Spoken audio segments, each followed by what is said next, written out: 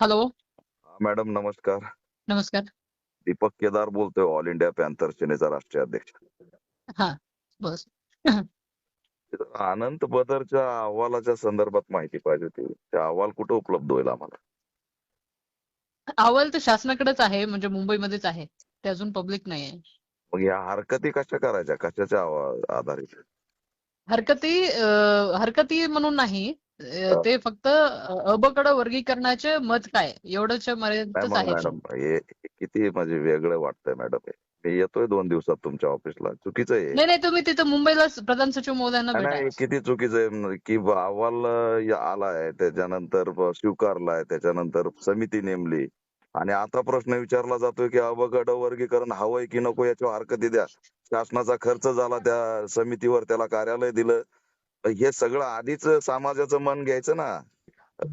नाही, आता आता हे पार्टीचा हे पार्टीचा निधी. माझ्याकडे येत. अहो नाही, मॅडम, नाही, तुम्ही तुम्ही प्रधान सचिव एक महोदयांशी लक्षात बोला. घ्या, पार्टीचा निधी हा खूप व्हॅल्युएबल आहे आणि तो अशा याच्यावर उडवायचा आणि पुन्हा म्हणायचं अबकड तुम्हाला मान्य आहे का, त्याच्यावर हरकत पाठवा. हे किती हास्यास्पद आहे.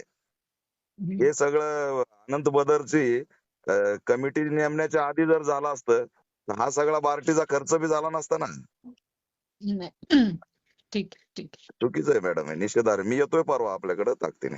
नाही, ह्याच्या बाबतीमध्ये जे तुमचे ओपिनियन आहे ना, तुम्ही प्रधान सचिव महोदयांना भेटा. प्रधान ते माझ्या सचिवचा स्तरावरचं संबंधच काम येत हे नाही आता. नाहीये. ते तुम्ही ते हा. डीजी म्हणून तुम्ही याच्यात भूमिका घेतलीये, तर त्याच्यामध्ये नाही, नाही, सामाजिक हे न्याय विभाग, शासनाचे आदेश आहेत सूचना मागवायचा. बार्टीचा बार्टीचा खर्च, आदेश नाहीये हे. बार्टीचा खर्च झाला. बार्टीला बार्टीच्या त्यांनी बार्टीकडे मेल खूप आयडी काम वगैरे आहेत ना, हे केलेला असं आहे. निरर्थक काम आहेत का? आरक्षण उडवायचे काम आहेत का बार्टीकडे? एससी घटकाचे आरक्षण घालायचं काम आहे का बार्टीकडे? धोरणात्मक निर्णय शासन स्तरावर होतो. तुम्ही प्रधान सचिव महोदयांना, मंत्री महोदयांना भेटून सांगा ना. सगळ्याला घेरणार, कुणाला सोडणार नाही. आरक्षण घालवणारे जे जे असतील त्यांना सगळ्यांना घेरणार. हे सगळे सामील आहेत याच्यामध्ये. आमचं आरक्षण उडवणार आहे, निश्चित करतोय मी.